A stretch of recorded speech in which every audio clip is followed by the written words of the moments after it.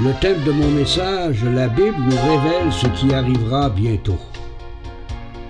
J'aimerais commencer mon message par une révélation de la deuxième épître de Pierre au chapitre 1 et le verset 18.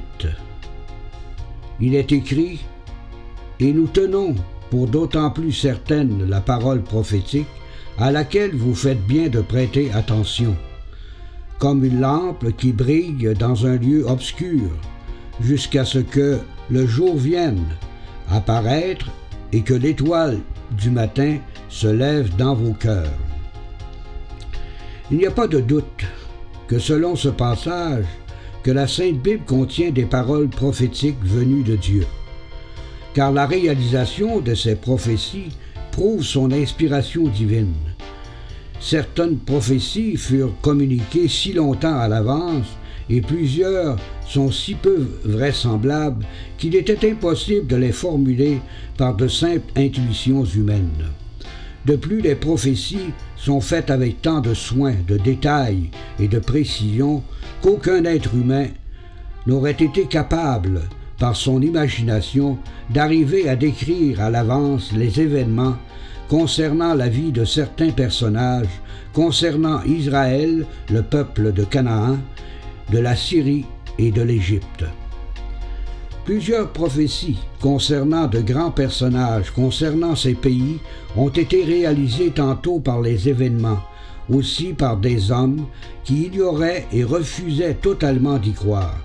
En outre, plusieurs hommes puissants s'opposaient fortement à leur accomplissement, mais ils n'ont jamais été en mesure de freiner ce que la parole de Dieu avait déclaré avec vérité et autorité. Qu'on soit d'accord ou pas, ce que Dieu déclare dans sa parole arrive toujours. Et c'est pour cette raison que l'apôtre Pierre nous a dit « Vous faites bien de prêter attention ». Car sa parole brille dans un lieu obscur. L'apôtre Jean nous montre où brille la parole de Dieu dans l'évangile de Jean au chapitre 1 et le verset 9. Il est écrit « Cette lumière était la véritable lumière qui, venant dans le monde, éclaire tout homme. » Si tu veux être éclairé sur ce qui va arriver dans le monde où tu vis présentement, je te conseille d'écouter ce message et tu réaliseras qu'il y a des choses que tu ignorais totalement. Nous vivons présentement dans une période où toute l'humanité s'inquiète sur l'avenir de ce monde. L'être humain a beau chercher des solutions aux nombreux problèmes dont il fait face, mais ces problèmes, loin de se clarifier, ne font qu'augmenter à ses yeux. De fait, la méchanceté est partout dans le monde. Des pères et des mères de famille qui enlèvent la vie de leurs propres enfants, des maris qui assassinent leur épouse, des femmes qui tuent leurs maris, des tireurs fous qui assassinent froidement des pauvres personnes innocentes, les nations, les classes sociales, les races qui sont toujours en conflit, les guerres qui se multiplient de façon terrifiante et leur puissance de destruction de plus en plus mortelle. Il n'est pas rare de rencontrer une personne de nos jours qui nous dise « Dans quel monde vivons-nous » Nous ne sommes plus en sécurité à nulle part. Que va-t-il arriver à la génération suivante? La Bible, qui est la seule lumière en ce monde de ténèbres, nous parle avec vérité de certains événements que nous devons attendre et qui arriveront bientôt, qu'on soit d'accord ou pas. Je vais vous faire connaître 6 grands événements qui se produiront et qui devraient faire réfléchir tout être humain sans exception. Il est évident que dans un petit message comme celui-ci, je ne pourrai pas approfondir les détails de ces événements, mais je vais vous brosser ces événements d'une manière assez précise afin que vous puissiez bien saisir et comprendre ce que Dieu nous a révélé par sa parole de vérité. Le premier événement que nous devons attendre bientôt est la venue de Jésus-Christ pour enlever ses rachetés. il n'y aura pas simplement les rachetés qui seront enlevés lors de l'avènement du Seigneur Jésus. Il y aura aussi ceux qui avaient placé leur foi dans l'espérance de la venue du Rédempteur annoncé par les prophètes de l'Ancien Testament. Bibliquement, on appelle ce premier événement l'enlèvement de l'Église ou la résurrection des justes. Ce premier événement nous est révélé dans la première épître aux Thessaloniciens, au chapitre 4 et les versets 16 et 17.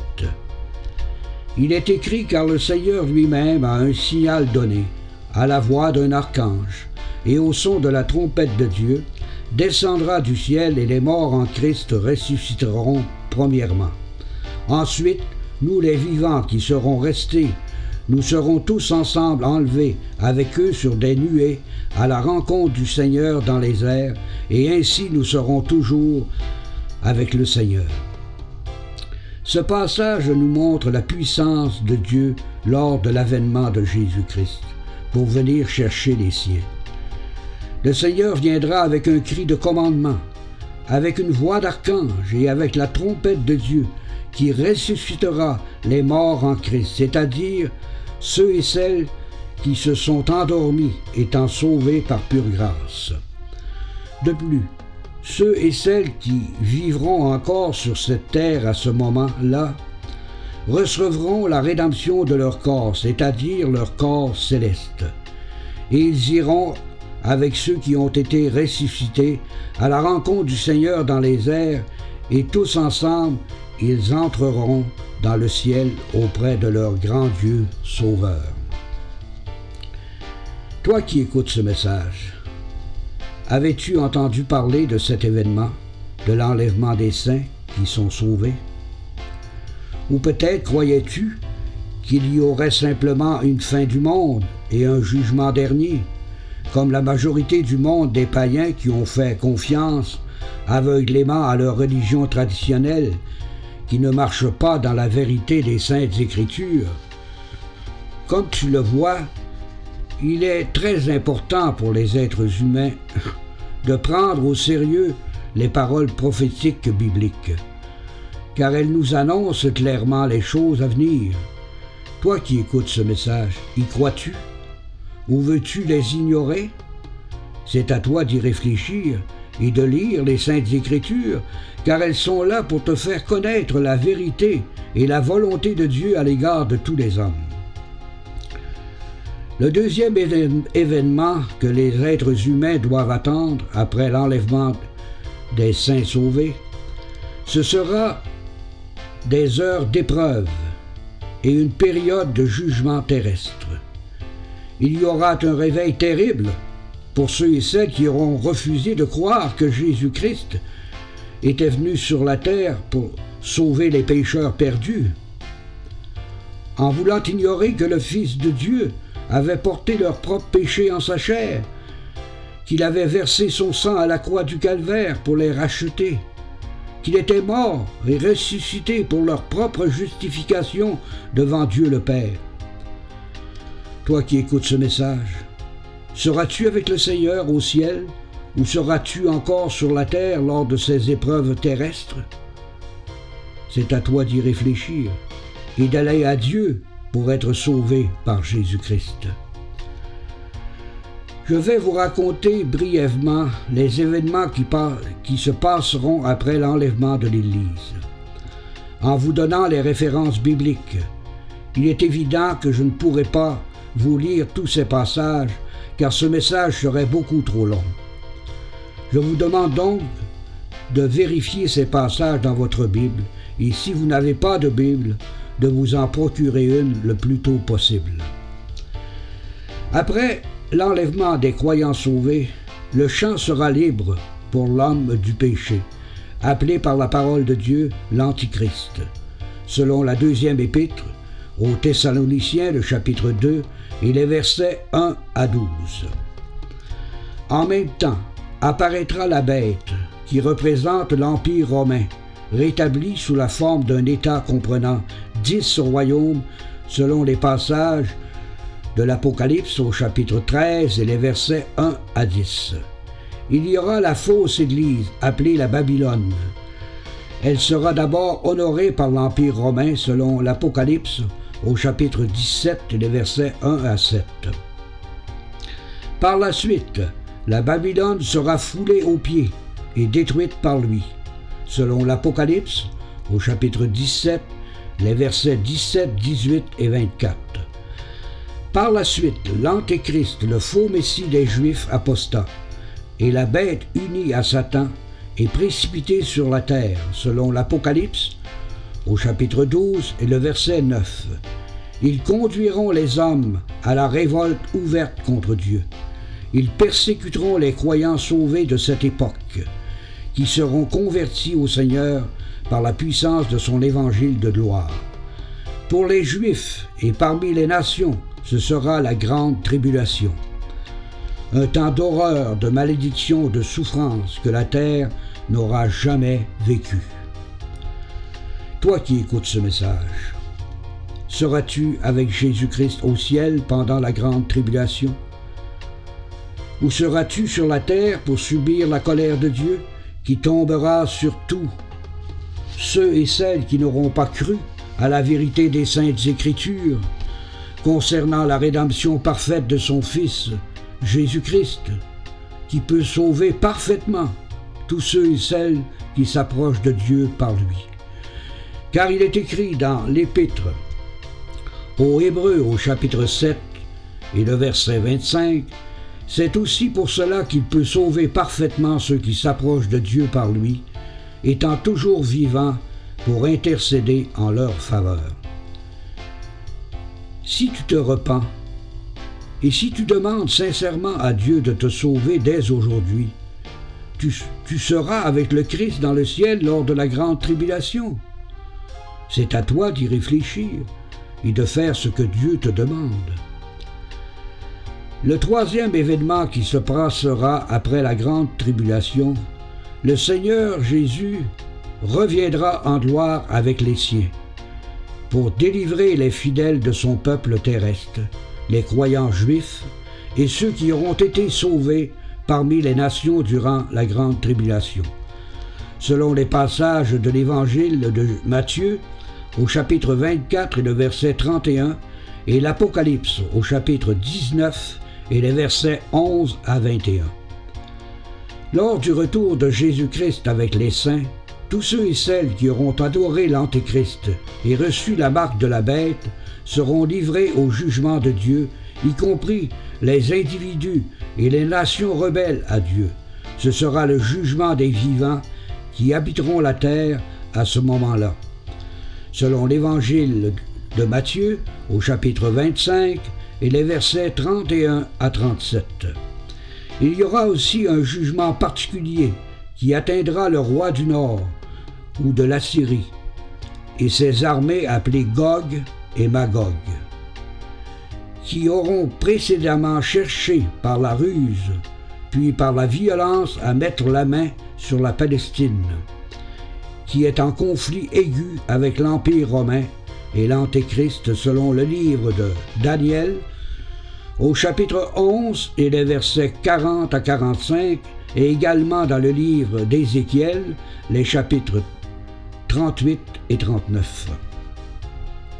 Jérusalem sera convoitée par les armées rivales, mais elles seront détruites l'une après l'autre par la puissance du retour du Seigneur en gloire, et Jérusalem deviendra le centre de la domination du roi de gloire, Jésus-Christ. Jésus-Christ sera le grand vainqueur, selon qu'il est écrit dans l'Apocalypse au chapitre 21 et le verset 3. Il est écrit « J'entendis du trône une voix forte qui disait « Voici le tabernacle de Dieu avec les hommes. Il habitera avec eux et ils seront son peuple, et Dieu lui-même sera avec eux. » Toi qui écoutes ce message, seras-tu parmi le peuple de Dieu lors du règne millénaire de Jésus-Christ?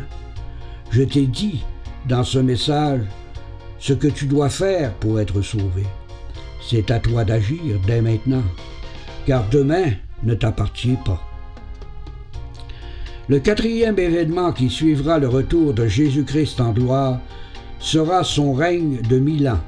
selon l'Apocalypse au chapitre 20 et les versets 1 à 6. Ainsi sera accompli tout ce que les prophètes avaient annoncé au sujet du règne de Jésus-Christ sur la terre. Ce sera un règne de paix. Il n'y aura plus de guerre, ni de violence à nulle part sur la terre, selon Ésaïe, les chapitres 2 et 4. Ce sera un règne de justice, selon le 2e livre de Samuel au chapitre 23 et les versets 3 et 4. Et également selon les psaumes, chapitre 7 et le verset 2. Pendant cette période de 1000 ans, Satan sera lié, il sera dans l'abîme, selon l'Apocalypse au chapitre 20 et les versets 1 à 3. C'est seulement après les 1000 ans que Satan sera délié pour un peu de temps et qu'il séduira une dernière fois les hommes. Mais le feu du ciel consumera les ennemis de Dieu. Selon l'Apocalypse, au chapitre 20 et les versets 7 à 10. Toi qui écoutes ce message, feras-tu partie des ennemis de Dieu ou seras-tu en toute sécurité avec le Christ? C'est à toi d'y réfléchir et d'obéir à la volonté de la parole de Dieu. Le 5e événement qui suivra le règne millénaire de Jésus-Christ, ce sera la 2e résurrection, qui amènera tous les non-croyants devant le grand trône blanc, selon l'Apocalypse, au chapitre 20, et les versets 11 à 15.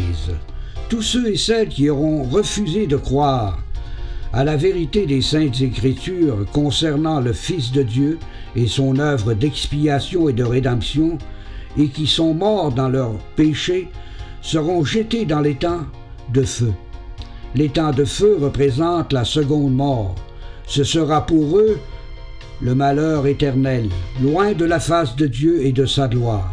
Bref, ce sera l'enfer éternel, où il n'y aura plus aucune possibilité d'être sauvé.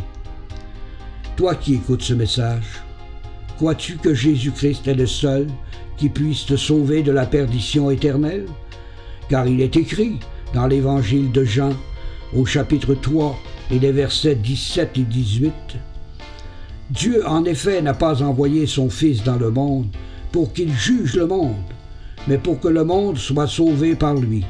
Celui qui croit en lui n'est point jugé, mais celui qui ne croit pas est déjà jugé parce qu'il n'a pas cru au nom du Fils unique de Dieu. » Tu dois te repentir et demander à Dieu de te sauver par le nom de Jésus-Christ. C'est ainsi que tu ne seras pas jugé, car le Christ fut jugé à ta place, à la croix du Calvaire, et en portant tes propres péchés en sa chair, les expiant à ta place. Le 6e événement, qui suivra le grand trône blanc, sera la part bienheureuse et glorieuse des saints rachetés de Jésus-Christ, et ce pour l'éternité. Ils habiteront dans un lieu de félicité. Il y aura un nouveau ciel et une nouvelle terre, appelée par la Bible la Nouvelle Jérusalem céleste.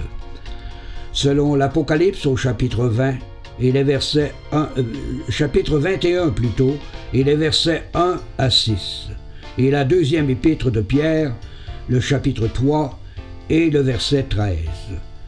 C'est dans ce lieu éternel que le chant de louange des rachetés s'élèvera au siècle des siècles.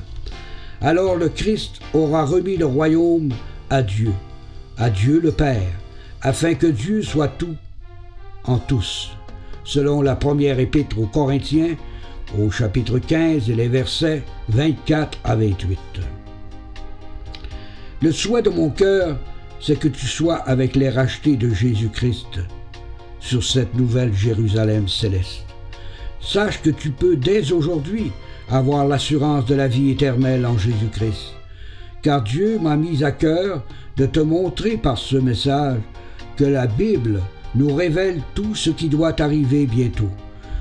Tu dois dès aujourd'hui te repentir, c'est-à-dire te détourner de ta vie de péché, en reconnaissant au fond de ton cœur que Jésus-Christ a porté tes propres péchés en sa chair, qu'il a versé son sang à la croix du Calvaire pour te racheter, afin que tu sois justifié devant Dieu le Père par la foi en Jésus-Christ. Demande à Dieu, dès aujourd'hui, de te sauver dans sa grâce, par le nom de Jésus-Christ. Et tu recevras l'Esprit de Dieu, car il est écrit dans l'Épître aux Romains au chapitre 8 et le verset 14, « Car tous ceux qui sont conduits par l'Esprit de Dieu sont fils de Dieu. » Que le Dieu de toute grâce te bénisse en abondance, afin que tu sois sanctifié par l'Esprit de vérité et que l'eau de sa parole soit en toi, en vivant dans l'espérance du retour de celui qui a tout accompli pour toi à la croix, notre Seigneur Jésus-Christ. Amen.